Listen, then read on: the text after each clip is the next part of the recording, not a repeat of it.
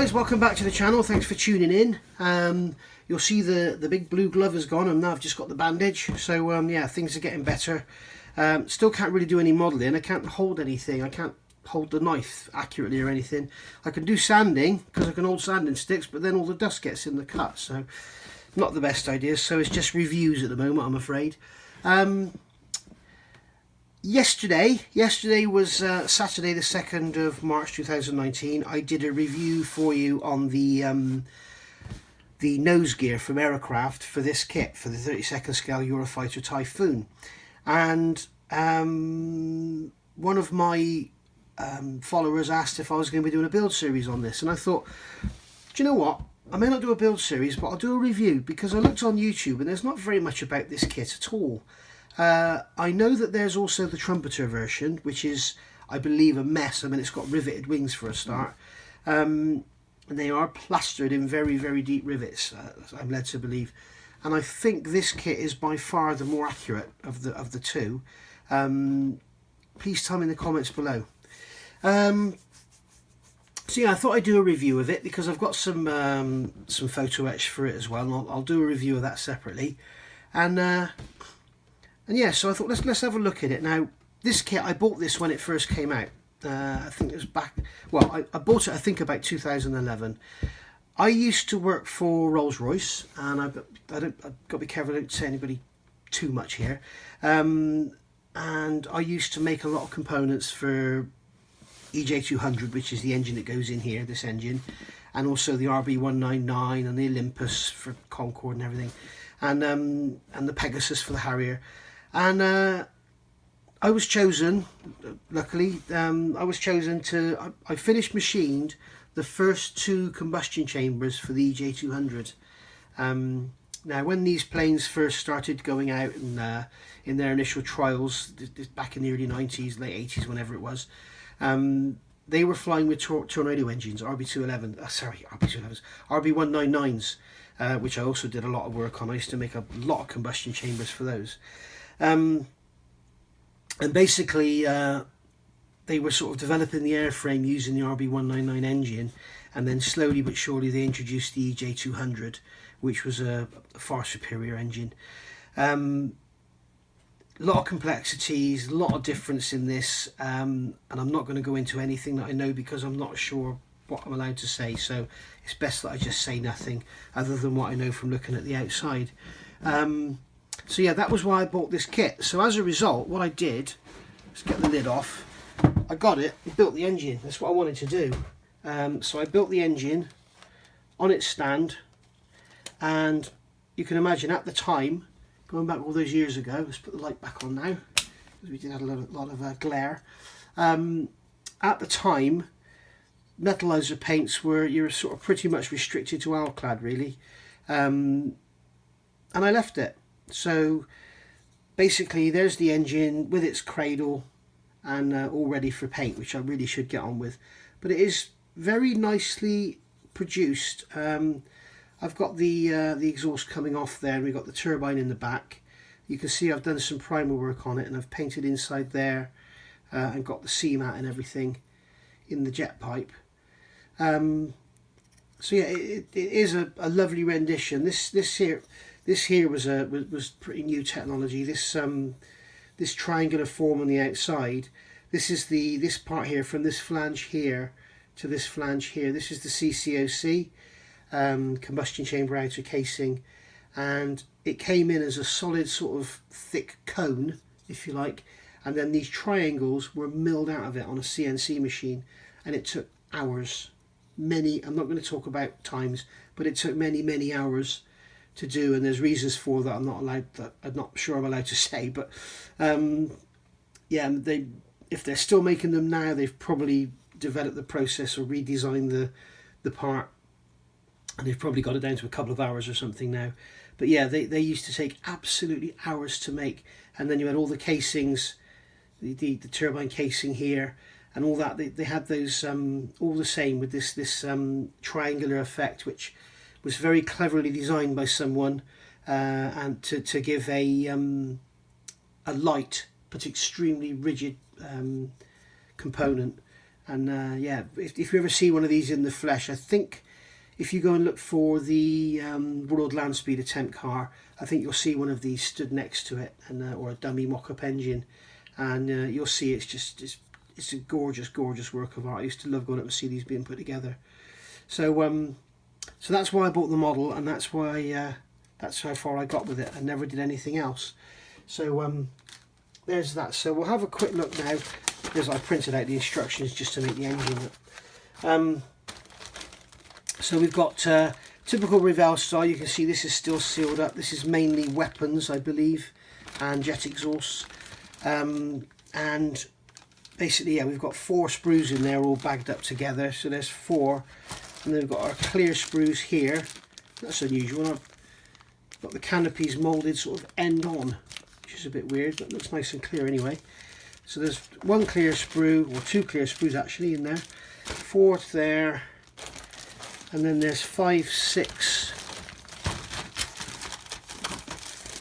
7, 8. So we've got 8 sprues. This is obviously all less the engine, and in this bag here is just what I took out to do the review on the aircraft nose gear. Right, let's have a look at these instructions then. As I've shown you already, there's a lot of plastic in the kit. It's quite nicely moulded. It's quite well presented. We'll have a look at the parts in detail in a minute. And as I've already shown you, the engine is already built with all my explanations why. So basically, we've got a book style, you know, the typical old style Revell book, not stapled or anything. And then we've got some history on the front there that you can read yourself. That's German, and there it is in English. So you can have a good read of that if you want. There's some specs on it there. Sorry about the flickering, guys.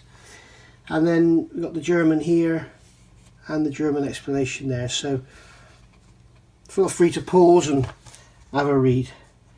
Okay, so going into the manual, we start off with our this is going to be health and safety and stuff, and then the symbols we use explaining what they all mean.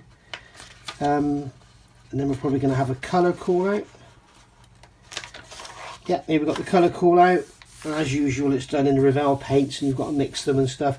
I love Revell paints for brush painting. I've tried spraying them with an airbrush and I haven't had much success, to be honest. I can't seem to find anything they like being thinned with. I believe UMP will thin them, but I don't have any of that.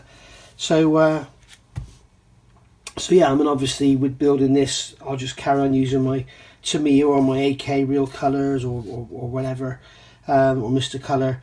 No point in changing brands of paint just for the sake of it, you know. So then we've got our sprue call outs here.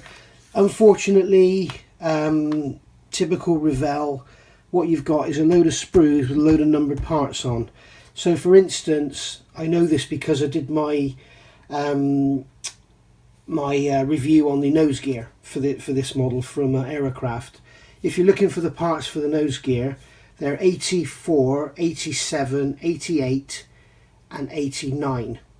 Okay, so we've got 87, 88, 89 here. We've got 84 over here, but then we've got 86 is on here, and then 81 is there. And I'm just looking around here, and there's no continuity.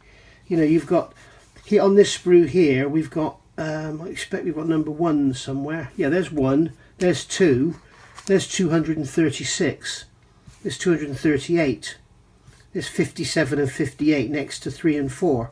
So you certainly, when you start the kit, especially with bigger kits like this and the Junkers 88 and stuff, you tend to spend most of your time looking for parts rather than actually making anything. And unfortunately, they haven't gone down the A, B, C, D. So A1 to 27, B1 to 32, you know, that kind of thing. So worth bearing in mind. Could drive you crazy to start with. So we're starting off by going into the seat assembly here, which is quite a complex little assembly by the look of things. So it's probably going to look quite good.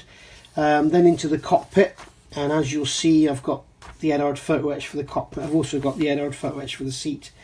And there we go. So you'll also see that when I do the review, it's nice to see that, like these days, you'd get cockpit seat from Edard, and then you get a set of seat belts. Well, in the old days, back in 2010, they did seat belts and it gave you everything for the seat, and the cockpit set gave you everything for the cockpit. And you know, you'll see when I do the review. And then we're fitting the control column in there, and then the seat's going on to the back, probably on its ejector rails. And then we're adding some detail to the inside of the fuselage here by the look of it. Not sure what this is telling you. Not for the German or the Spanish one or whatever, I'm not sure. And then going through, we're actually gluing the fuselage halves together, and it's telling you to tape them together there. If you're new to the hobby, don't tape it and then put your liquid glue in, because the glue will capillary under the tape and ruin the surface. Put it together, put your glue in, let the glue go tacky for, I don't know, 20-30 seconds, then tape it. And then we're going to assemble our fin, and this is with showing us to use pegs here. And then we're adding the some strengthening into the rear of the fuselage there, adding some detail, some scoops and stuff. Sticking the fin on the top before we put the top and bottom together. I'm not sure if that's such a good idea. Then this is the intake assembly. I hear this is quite troublesome. There's quite a bit of filler work required in there to get that all looking good.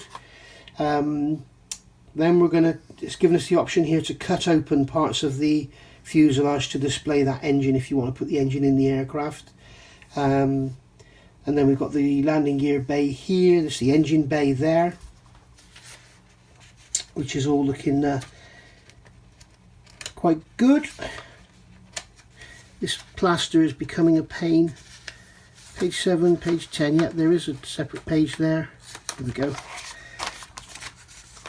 So going over the page now, we're fitting the intakes, fitting the landing gear bay into the lower section, and then we're fitting this part here into the, that's the upper section, upper part of the intake by the look of it, and that's going into the bottom of the upper fuselage. And then we're going to put it all together, assemble the lower wing section onto the bottom of the fuselage. So we'll have a nice joint there to deal with. Adding in some parts here, more parts here for the, I can't see, but I think that's part of the air intakes going in there, and then more parts of the air intakes going in, that's going on the side. Then we've got more parts going on the side of the air intakes there. Adding the top of the wings down, trying to hold them in place with pegs. Then leading edge slats going on there. You can have them down or up. I think if I was building this with all the photo etch and everything I've got, I think I'd do a in-service display with the engine open and everything, I think. Making up the ECM pods there, adding those to the ends of the wings. And then we've got we're starting on the engines there. Nose cone. Not sure if that's accurate or not, please tell me guys. That's actually a comment I did want to make. I don't know much about this kit. The reason I'm doing this review was I couldn't see much about it on YouTube at all, so I thought I'd do a review on YouTube so you can see what it's all about. Obviously this kit is going to have its issues, it's going to have inaccuracies, it's going to be a model of the wrong mark or something. Please tell me in the comments below. I'm sure there's going to be somebody out there who knows absolutely everything about it. And then we're adding our jet exhausts there. And this is showing you just add the one if you're doing the open engine. And then, so that's good to know. You do get 2 jet exhausts in the kit, so you can have the engine displayed on the trolley next to the aircraft. And then we're working on the area. This is the shelf behind the cockpit seat. And combing's going on there. Adding more parts of the intake. This intake's got made of about 1 million parts, I think. And you can have them down or up. I'm not sure. Please tell me, guys. Would they be always down in the park position? Do they just fall under their own weight? Nose gear assembly there, which I won't be using. And then we've got nose gear going in, adding the doors. Main gear assembly, which apparently is quite good. Doesn't need any work. Perhaps put a piece of rod up inside it to strengthen it or something, just to strengthen that little area at the bottom. And then adding the actuators there. Adding the gear doors, more gear doors going in there, and then the leg for the other side. And then repeating on what we've just seen with adding the wheels and the doors and everything on that side. And then here's the option to add the doors, so you can do it closed up if you want to in flight. Canards going on the sides here. Are you going to use them? I don't know why that's saying refer to 9 and 8. Let's have a look.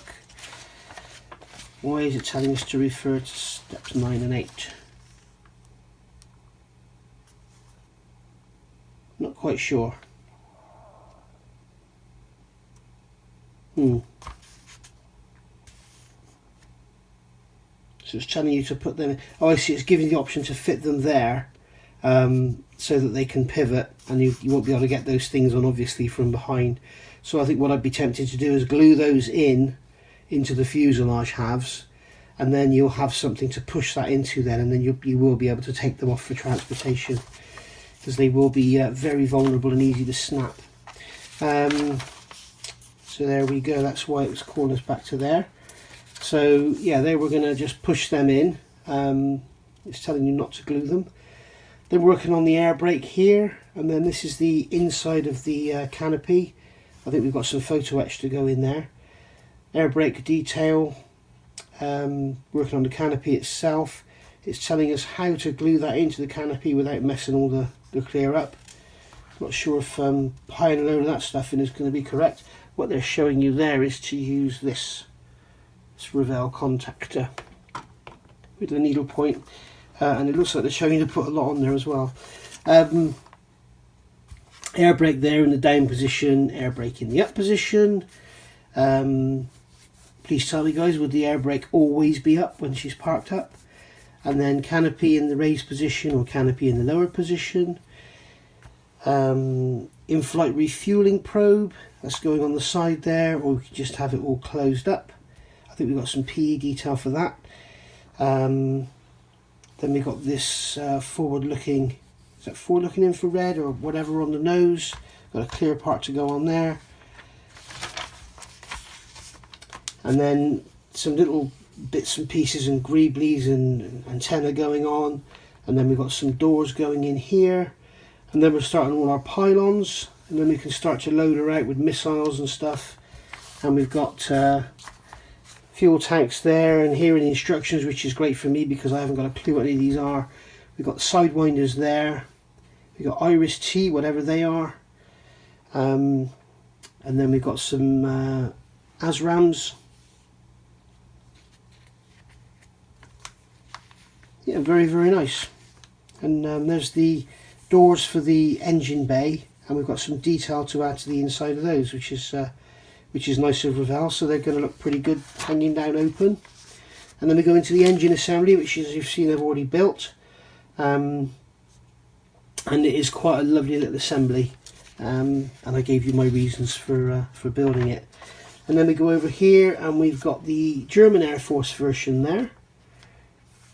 And then we've got the Royal Air Force version here from Coningsby. Maybe 2009, 10 years ago. Wow.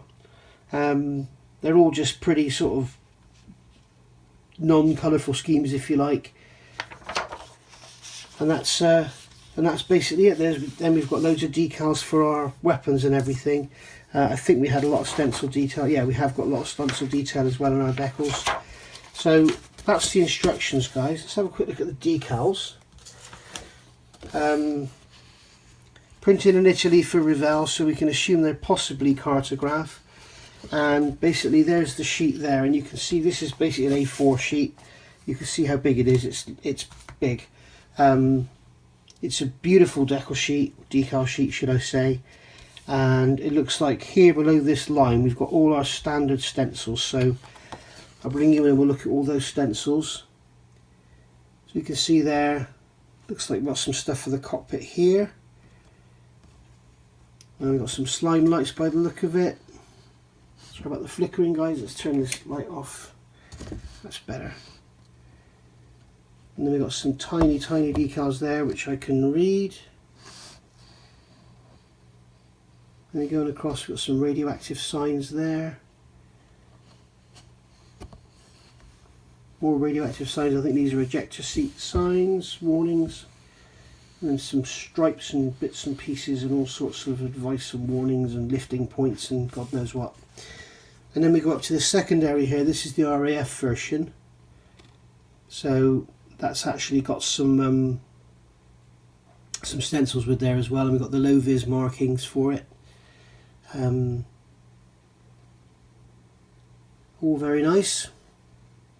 I'm sure that now that we're sort of 10 years after this kit was made, there's probably a lot of more versions that you can buy, and there's probably some special show versions as well. Didn't they do one in a dark green and earth camouflage?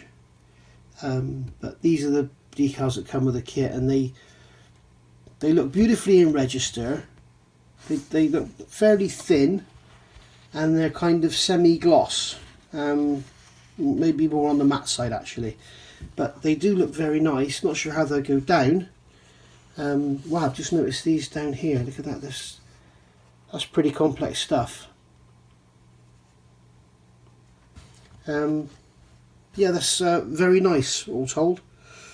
So nice symbol there with the 3 eagles on it, or 2 eagles should I say, sorry, going blind.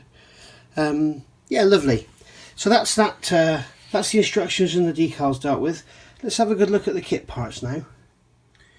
Okay, so let's have a good look at these sprues. I'll start by saying this is an old blue t-shirt I use as a background. You can see these smudges on it. This is from sanding dust and stuff. I've done little bits of work on kits as I'm reviewing them. And here you can see because I've had to turn this sideways, you can see the lettering showing through. www.ppcmag, Practical Performance Car Magazine. So yeah, it's an old t-shirt. I need to go to Hobbycraft and get myself a piece of blue card and perhaps be a bit more professional about this thing. I'm going to start by looking at the clear parts so that I don't forget them, because I normally do.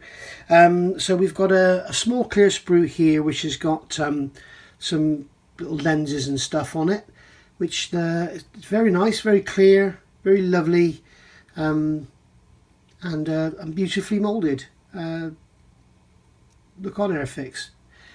And then here we've got our canopy. Now this, as I say, this is an unusual way of moulding things. They've moulded them end on, and got a little bit of marking on there. I'm not sure if that's scratches or whatever, but let's face it, this kit is 10 years old. But nothing that a quick polish won't sort out.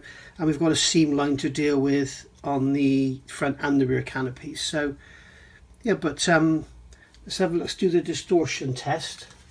Let's something here. Let's have a look.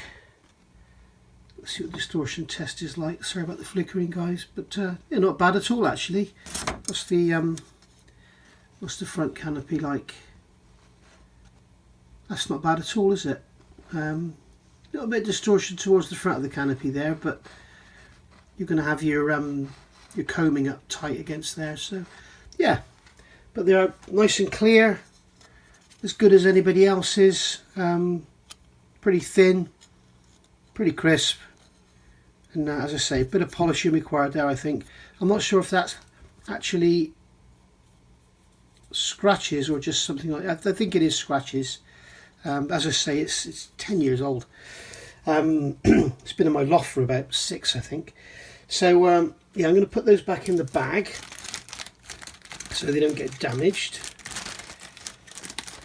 As usual, on camera everything goes wrong and the sellotape catches on, but at least it's better than Tamiya staples,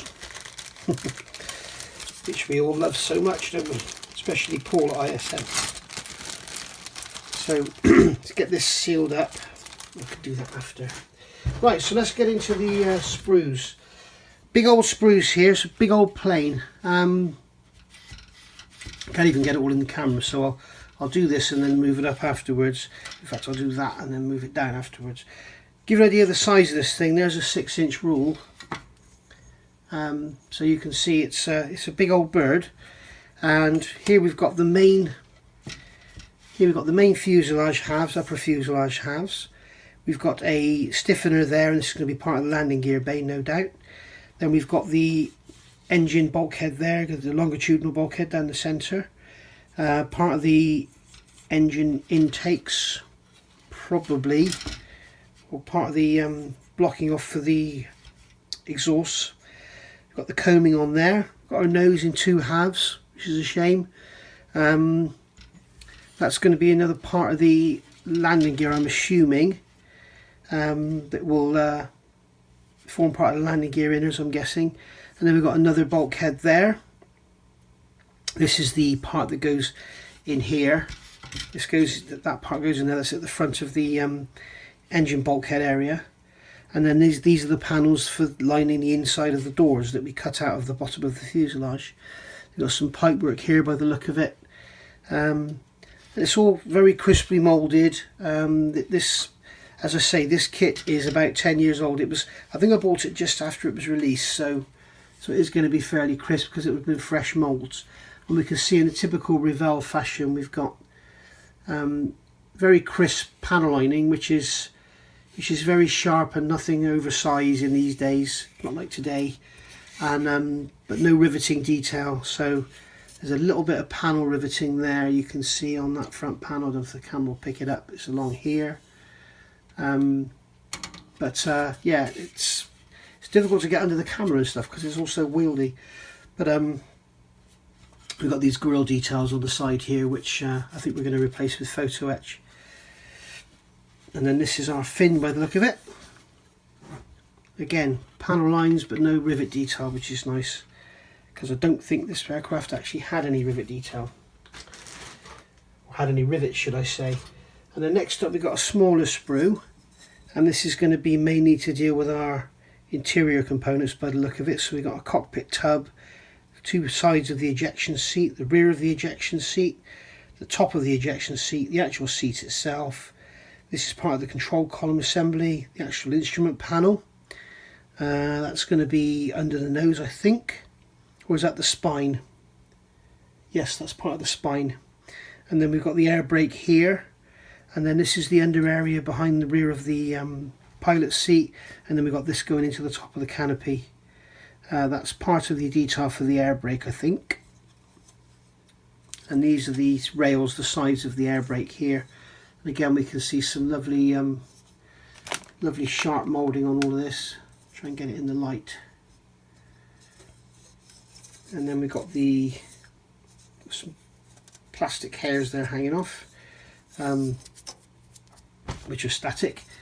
And then we've got the actual cockpit tub itself there. You can see not the sharpest, cleanest that could do with replacing, or some photo etch or something. And then we've got the sides of the seat, which will take a wash and a dry brush beautifully. The rear of the seat, which you're not really going to see. And then we've got the instrument panel there, which again it's there, it's a bit soft, but then these modern aircraft don't seem to have much detail. They're not like the old World War II warbirds. I was watching a video last night of an A380, and the pilots pulled a keyboard out of the instrument panel and used it to control the aircraft. Unbelievable. So there we go. That's that sprue. Now we've got another large one here. If you see bits missing, it's where I've taken them for either for the engine or for the undercarriage review I did yesterday. And then these are the wing upper surfaces, obviously. And then many parts of the intakes. We've got our main landing gear there, wheels, brakes, main landing legs there, doors, actuators for the landing gear. We've got our oleo scissors there, brakes, canards, up and bottom halves. That's that thing that goes on our nose. Is it forward looking infrared? Or is it forward looking friend or foe? Somebody will tell me in the comments, I'm sure. And then looking on the inside there, we've got some inside of the slats, inside of the landing gear doors there. Nice to see there's no ejector pin marks in them. They're all very nice. These apparently these intakes take a bit of work to get right, but you know, it's worth it at the end, because I mean, most kits do, most jet aircraft do require a lot of work around the intakes. So yeah, all very nice. And notice the wings are smooth, as they should be. They were composite, I believe, so therefore no panelling or rivet detail or anything. So there we go, all very nice. We've got some sink marks unfortunately on the gear doors there, but it's a flat surface, that shouldn't take too much to fill. And for what this kit costs, you know, you can't moan about it at all. It's I think it was about, in its day, it was about £30. It's just crazy, you know. I don't know how Revell do some of these kits for the price they do. So here we've got this is the last of the large sprues. This is obviously the main undersection and lower wing sections here. We've got are they ailerons, flaperons, elevators, elevons, I don't know. Whatever they are, they're control surfaces and they're all separate so they can be posed. And please tell me, guys, Eurofighter on the ground, powered down, would they be dropped or would they stay up? Got some front nose gear door there, we've got nose wheel there, no flatting on the tyres, but I'm not sure if there would be any flatting on the tyres. Various detailed bits and pieces going around here. I'll just show you up close those antennae. All very nice indeed. We've got some panel detail on the bottom here, if the camera can pick it up. It's all nicely done. It's all very crisp and nothing is overdone. I'm actually very impressed with this kit for what it is, for a Revell. I mean, it's the actual surface quality is you know this is every bit as good as a Tamiya Phantom. It's lovely. I'm not sure about accuracy, and I'm not sure how it goes together. That's one of the things with inbox reviews, guys. It's not showing you how it goes together. If you know the subject, it's showing you how accurate it is. But there we go there. We're seeing 2009 Revell. So there we go, Revell Germany. So it's 10 years old now. And that's not bad at all. When you look at some of the modern kits today coming out, and for the price of them, I'm mentioning no names, but yeah, you could get 10 of these for one of them. And then we're going to move on to the weapons sprues.